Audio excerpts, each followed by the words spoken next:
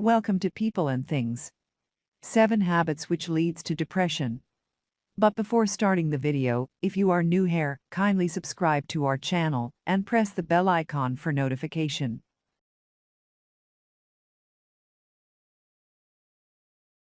A quick hot dog or a bag of chips may be a tasty snack for every once in a while, but too many highly processed foods might leave you feeling blue.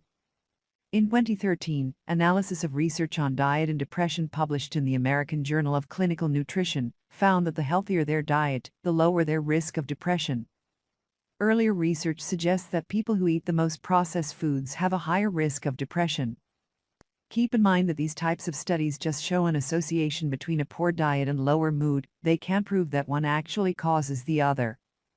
However, eating a healthy diet, which was defined in the first study as a high intake of fruit, vegetables, fish, and whole grains, isn't a bad idea for many reasons. It can be difficult to avoid all processed foods, especially in a time pinch.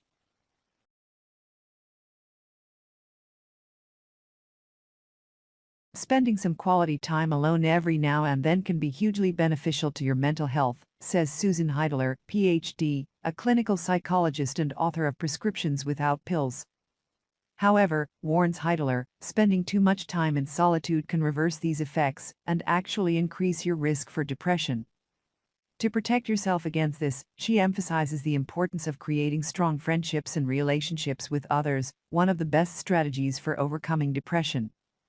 We can give or receive smiles and laughter, she says.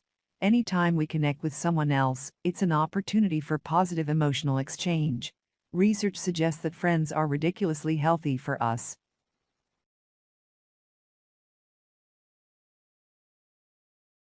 With smartphones, laptops, televisions, and streaming services all begging for our attention 24/7, it's becoming increasingly common for people to consume media from more than one device at a time. In fact, experts estimate that the average amount of time spent multitasking your media has doubled. While it's become a habit for many people to scroll through their phones while watching Netflix, research shows that this overload of media may be bad for your brain. In 2013 survey of 318 people published in Cyberpsychology, Behavior, and Social Networking revealed that people who reported multitasking their media more often experience more symptoms of depression and social anxiety. To combat this, try spending time with only one screen at a time and limiting your screen time altogether.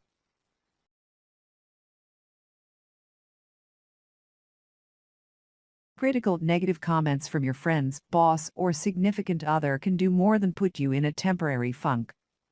Rather, surrounding yourself with such negativity can actually boost your risk of feeling depressed. No one likes to be talked to in a snippy or harsh voice, Heidler says. Being around someone who's sending that negative energy is problematic. It will make you feel down. Instead, form relationships with people who positively reinforce your actions rather than constantly nitpicking at your decisions. Doing so can help you view life through a more positive lens, decreasing your likelihood of developing depression.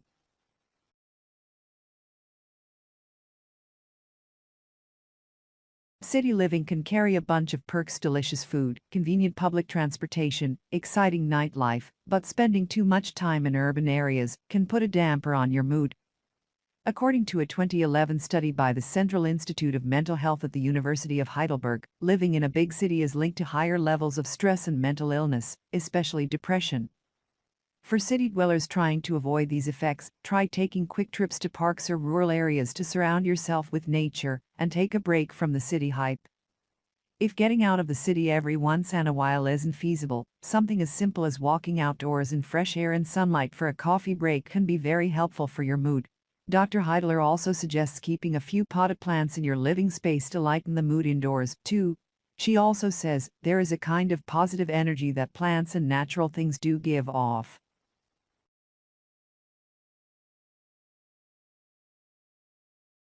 You've probably heard the old adage that early to bed and early to rise makes you healthy, wealthy, and wise. Well, as it turns out, there's actually some truth to the trope. A 2014 study published in the journal Cognitive Therapy and Research found that people who went to bed later reported more chronic negative thoughts throughout the day, behavior that has been linked to depression. Conversely, those who fell asleep earlier experience fewer bouts of negative thinking. While the ideal bedtime for maximizing your mood will vary depending on your job or life demands, in general, going to bed an hour earlier may deliver some nice health benefits. Before go further, we would like to subscribe our channel and don't forget to press the bell icon. And if you find this video informative, kindly like and share the video.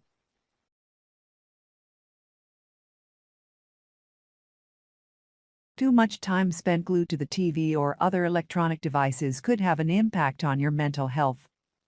As Dr. Heidler explains, exerting physical and mental effort with things like exercise or important projects lifts your mood and lowers your chances of feeling depressed.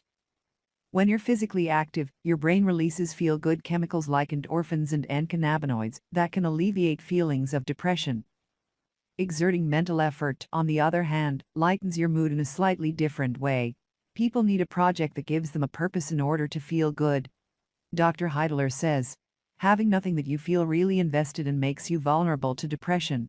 Plan a project, pursue a passion, or volunteer your time to help others. These activities give you something to work for and get excited about.